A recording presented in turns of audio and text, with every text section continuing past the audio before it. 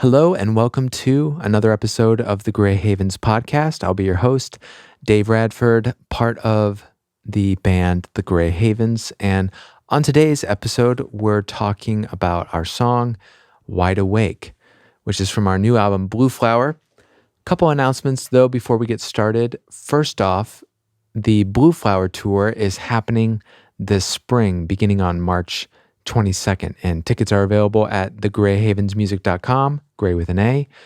Pre-show Q&A tickets are also available as well, where I'll be taking questions in a live setting, answering whatever is on your mind. So be sure and check out those tickets and the cities where we'll be playing.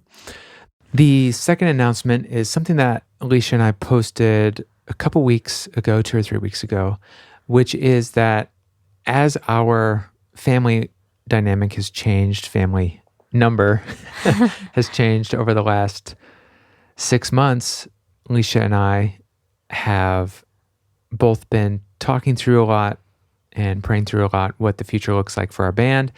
And we've come to the decision that for the time being, Alicia is going to start to stay home from the road, from touring, to take care of Simon and Noah. And you probably heard Alicia there for a second. I brought her in here to confirm that what I say is true. Yeah. And what went into that decision? Yeah, I mean, Noah was born in July, and we knew that would be a challenge to continue touring and do it with 2 kids. And, Simon's getting older too and just started school. But we had a trip that we took Noah on, and it was just hard. I mean, it's hard to tour with kids. It's hard to tour without them and leave them at home. And so it just spurred a lot of conversations where Dave and I took a lot of walks at a park, like a nature preserve near us, and just walked and talked like a long time. That was an epic week of walks. The whole week. And yeah, just like found that we had kind of come to the same place separately. And then when we talked it out, it felt like the right decision for me to just stay home for a season, and we'll see how long that ends up being. Yeah, that's one thing we mentioned in the post is we don't really know how long it's going to last. It could be a single tour. It could be the next 10 years. We just don't know what it's going to look like. So, but yeah, I feel good about not having to have an answer to that, and take it season by season and see how our family's doing, and what we're doing as a band. And yeah, it's definitely bittersweet, but feel really positive about it. Really, we just went on a one-off show date in North Dakota. Yeah, we call it a show date, a gig date, which is not quite the same as a date, but it's super fun because it was just the 2 of us. So even in the airport, feels like a date. Yeah, that's right. And there were elements of that where we're kind of just like, oh, we're going to miss this, when it's just the 2 of us, because that was really fun and special getting started for those first 5 years or so. Just the 2 of us driving in our Ford Taurus, Tina, through the country, playing house shows and all that. So anyway, just wanted to have both of us here to make that announcement. And yeah, also I want to say thanks to everybody that replied to our posts about it, and everyone's just been so encouraging, and we're just feeling very supported and cared for, and really appreciate that from you guys. Yes. So thank you all for that. And with that, we'll move into the main part of the podcast, which is talking about our song, Wide Awake. So without further ado, here we go.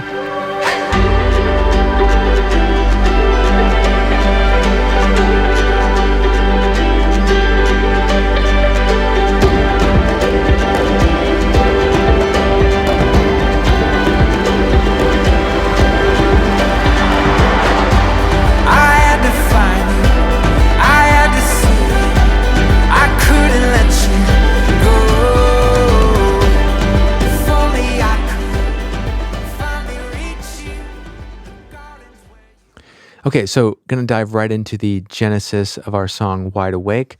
I dug up an old voice memo that I wanted to share with you guys, and this comes from a show that we were playing, or it was written when we were playing a show near Pittsburgh on March 22nd, 2019. I know that because it was my birthday. We were on tour, and the green room had an upright piano at the church we were playing, and I always love when that happens. I always kind of am a sucker for pianos just sitting there minding their own business. And I'm pretty sure that this was the first official thing that was written for the album. It's just an ostinato or a repeating pattern on the piano. And I'll play it here in a second, but the great tragedy for me is that when I'm it's not really a tragedy, but when I'm on the road, I am more inspired to write than I am when I'm at home. I'm really inspired to write when I'm on the road. Ideas seem to just want to get written.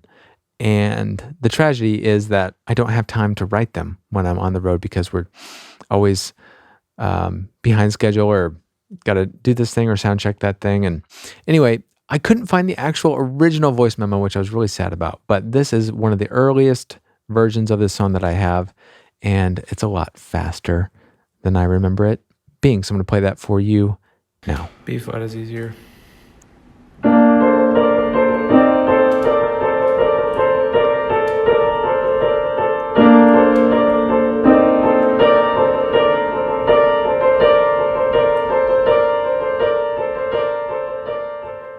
So much faster than how it actually turned out in the end. And despite my saying B flat was better in that voice memo, it was not. I think I originally wrote it in G, which is where we landed. Here is the piano part as it stood in the end.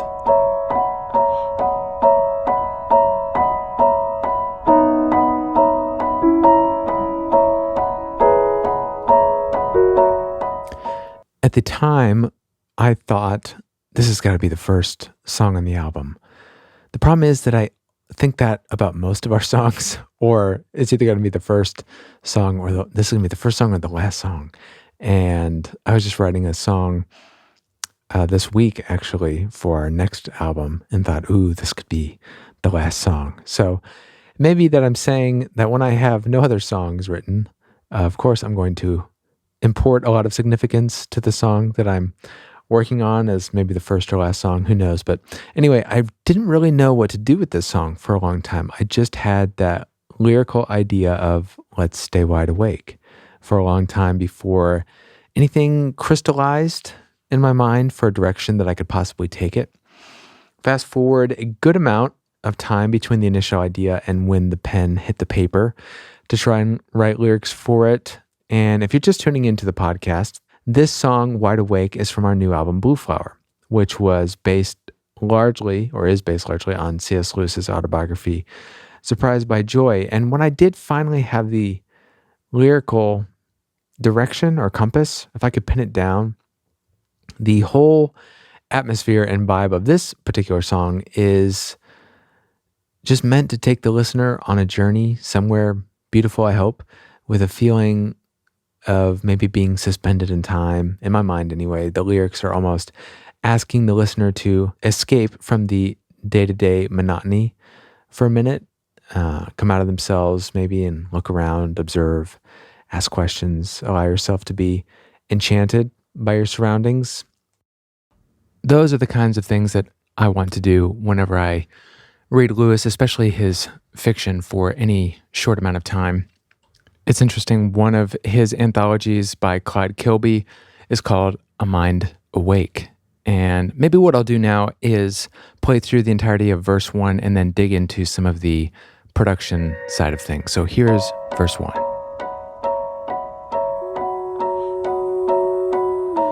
Let's stay wide awake. Step on down to the looking glass. Find a way to search for the answers here at last. Time can wait. Step on down just for a while. Wide awake.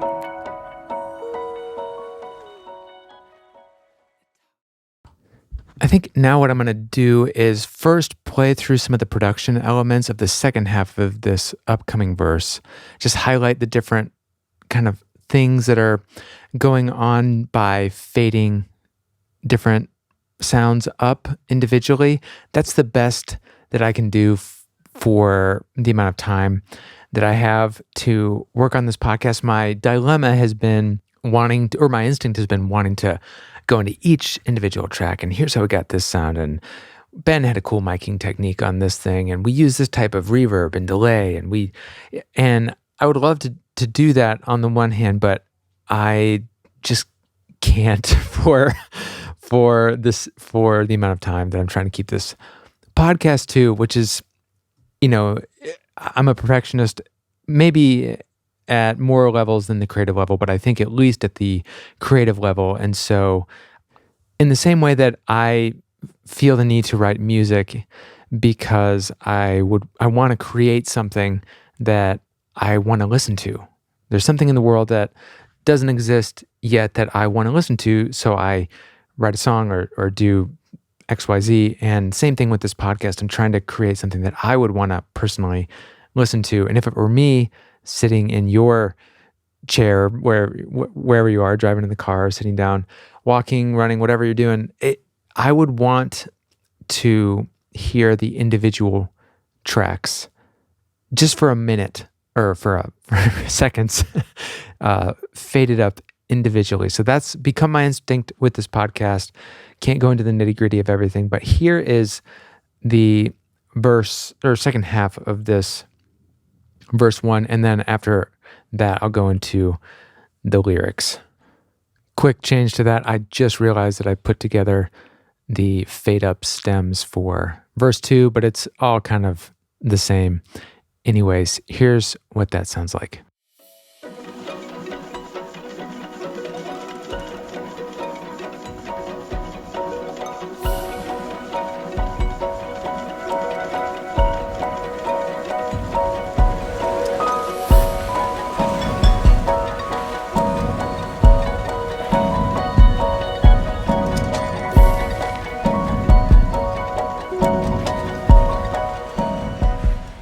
Not sure if you noticed, but there's sort of a ticking clock noise that we included, and that's to get at or pair with the lyric of time can wait. But it's also became a little bit of a, mini 2-song theme between this one and Summer Meets Winter, which you'll hear later. That song also starts with a clock that kind of has an alarm noise at the end of it, and it's almost like ticking down until summer overtakes winter. Okay, so I'm going to play through that again, but before I do, I just want to make some quick comments on the lyrics. There's definitely a couple references to The Voyage of the Dawn Treader, one of Lewis's Chronicles of Narnia books. When I mentioned the picture frame in the verse, I had that picture frame, spoiler alert, at the beginning of the book in Eustace Scrubb's bedroom, where Lucy, Edmund, and Eustace are kind of transported through the picture frame into Narnia. And the tidal wave is kind of a reference to the ocean, where they quickly find themselves upon entering into Narnia. So all that as a backdrop, here's the second half of that verse. A tidal wave, come on in, yeah, the water's fine. No time to waste. Who knows the answers we will find? A picture frame is all that you need to stay a while wide awake. 'Cause ever since I was young, I just wanted to know. There's a story in one of the Lewis biographies that I read that I can't remember which one, which really frustrates me, but there's a story about how Lewis loved to go to the theater when he was younger and sit, interestingly, in the balcony on the far end, so the farthest you could get, so that you're really looking from the side. And he liked to sit there so that he could look at both what was going on, on the stage and what was going on behind the stage, say during set changes, I actually have been a part of of not maybe a lot, but a fair few different theater productions during my time in high school. And there is a lot going on backstage that the audience is aware of during the show. And so this goes along a little bit with what we talked about last episode, and that is that this might be just a demonstration of a mindset or a temperament that Lewis had to kind of be wary of being taken in or fooled by things. He liked to see through things. And of course, in the last episode, we read that long quote from The Abolition of Man, where he talks about you can't go on seeing through things forever, because that's the same thing as not to see at all. But he has a wariness of being taken in or fooled. And I promise here in 1 second, it's going to connect with the chorus that's coming up. But just as a continuation down this line of thinking, that taken in or fooled mindset, I often wonder if that temperament was given to the dwarves in the Chronicles of Narnia book, specifically in the last battle. You know, after finding out that the tyrannical version of Aslan was really just a donkey in a lion's skin costume. And after they find that out, instead of joining the side that was against the ones, oppressing them and the animals of Narnia, they refuse to take sides at all. And, don't want to be taken in and develop the mantra that the dwarves are for the dwarves and we're not taking sides, and become this very cynical group of individuals. And the question is, what I'm seeing reality or a facade? Seems to be ingrained in Lewis's mind at a young age, and it's actually part of why he became such an appealing writer, in my opinion.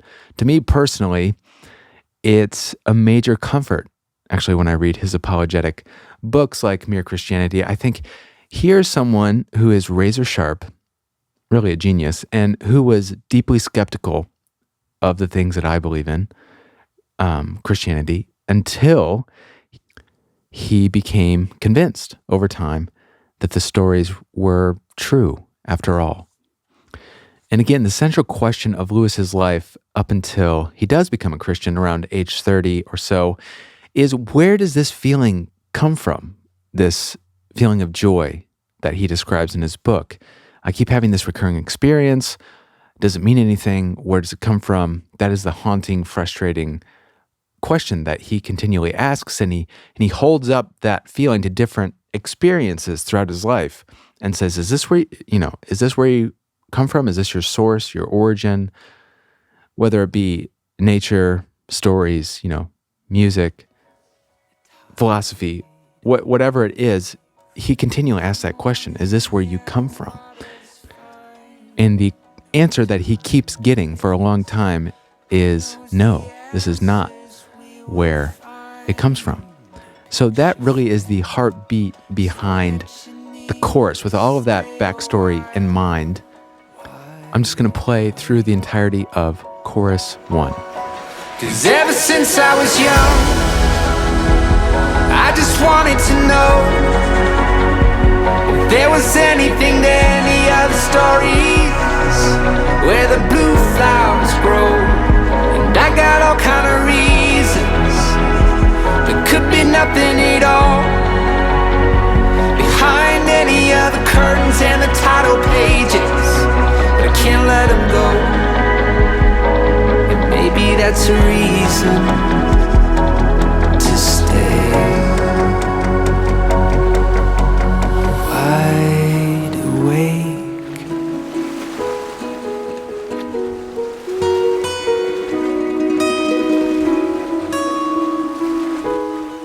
Fun side note about that last thing you heard, the ukulele strum with that acoustic guitar line that gets played, is we recorded our son Simon, who was I think 5 at the time, playing with me the ukulele, and that was a lot of fun. He felt super important, and he is, but he really felt it in that moment. It was really fun. Okay, digging into just a little bit of the production stuff to highlight in the chorus. Not going to spend a lot of time, but I will just highlight each individual part, starting with the sparkly stuff. Here's the synth, some glockenspiel, and the electric guitar hook.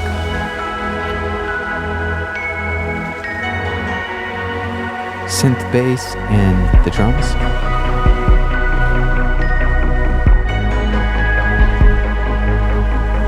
More electric guitar and the piano.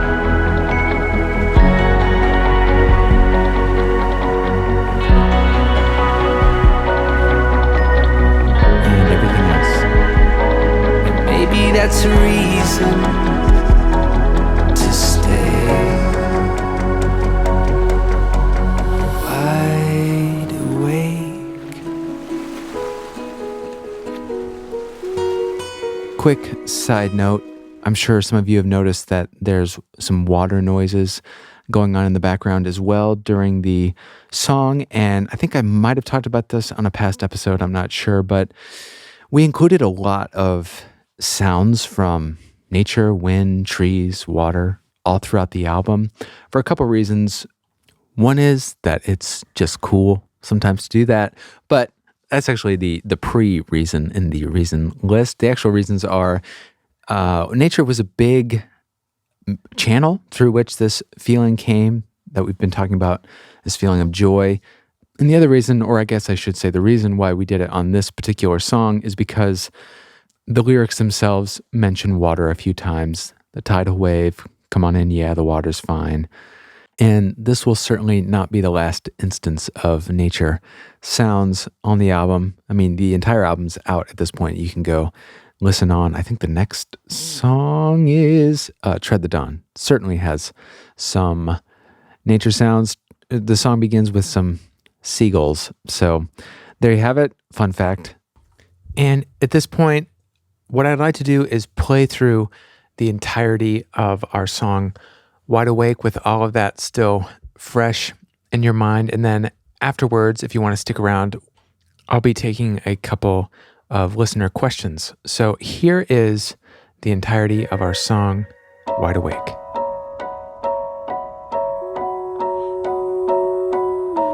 Let's stay wide awake. Step on down to the looking glass. We'll find a way to search for the answers here at last. Time can wait. Step on down just for a while, wide awake. A tidal wave, come on in, yeah, the water's fine. No time to waste. Who knows the answers we will find? A picture frame is all that you need to stay a while wide awake. 'Cause ever since I was young, I just wanted to know if there was anything to any other stories where the blue flowers grow. And I got all kind of reasons. There could be nothing at all behind any of the curtains and the title pages, but I can't let them go. And maybe that's a reason to stay wide awake.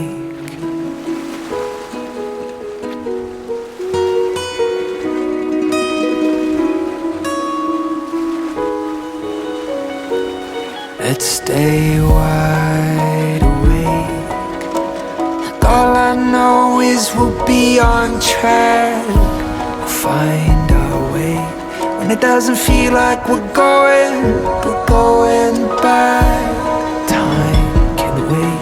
I got a feeling about summertime for endless days.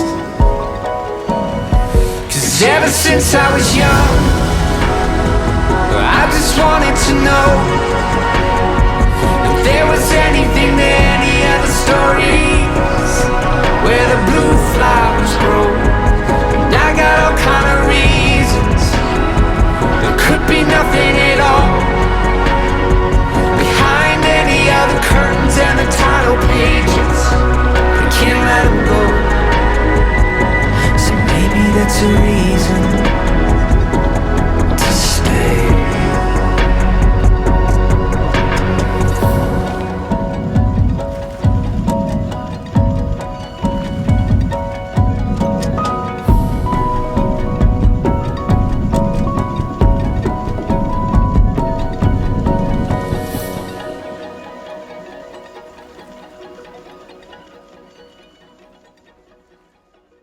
Okay, so at this point, I actually wanted to take some listener questions. We've got listener questions from all over the place, and it's really fun to see where these come from. And if you do have a question and you want to submit it to the podcast, there's a link in the show notes that you can use to record your question. And can't promise that we're going to get to every single one that gets submitted, but I'll try to get to as many as I can in the time that we have on each episode. The first question that we have comes from John. Hey, Dave and Leisha. This is John Wilson from Grand Rapids, Michigan. I saw you guys when you came through on your tour in 2019. It was one of the best concerts I've been to. You guys are absolutely my favorite band, and I'm loving this new podcast. So I do a lot of art. I do a lot of performing arts and theater, especially, and then some writing. And one of the things I'm exploring in writing right now is a question I have a lot for myself, which is, why am I an artist? What good is it doing? Why do I want to do this? And how does it intersect with my faith? So that's just a question I want to put to you guys. Why are you artists? Why do you think it's important for us as Christians, as followers of Christ, to make art and to view and receive art? Looking forward to hearing your answer. Thanks. Again, I'm loving this podcast. Love your music. Keep up the great work, and I hope to see you in concert and meet you guys again. God bless. Hey, Jonathan, thanks so much for the question. Thanks for listening. Thanks for coming out to our concert. Glad you enjoyed it. And with regard to your question, I think I would say I feel compelled to do music and write and do art because I've been so shaped by it and so helped by it. So much value has been added to my life through the arts and its language that when I use it, I feel like I'm doing what I'm supposed to be doing. I guess you could say I feel called to be doing it. Creating beautiful things, I think, is something that God has hardwired us as human beings, as his image bearers, to do. And there's a special kind of way that the arts, music in my case, can penetrate and move hearts. We said at the beginning of our journey, when we were just starting out as a band, that we wanted to awaken wonder and joy for the Lord and his glory through song. And I think I would probably give the same answer today. And actually, what I want to do is end not on a final question, but want to end on an answer to a question that I posed to you guys last time. There was a question that came up from a listener. Why did Lewis choose the East as the direction in his book, Voyage of the Dawn Treader, where all of the main characters are sailing to? Why is Aslan's country located in the East? Why did he place so much importance on that direction? And I got a response from David Gates. He's one of the hosts of the Pints with Jack podcast. I highly recommend that podcast. It was my favorite interview of the Blue Flower interviews that I did. And he mentioned a few reasons why Lewis might have chosen the East. These reasons came from St. John of Damascus. Number one, by turning their faces toward the dawn, Christians are affirming that Christ is the light of the world, the Son of Righteousness, and the dayspring from on high.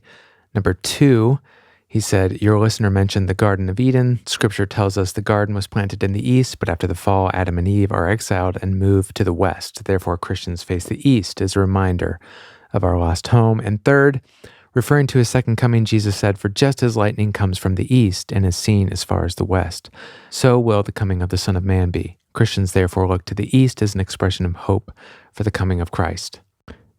And there you have it. That is where we're going to leave it today. Thank you guys so much for listening, and hope to see you back for the next one.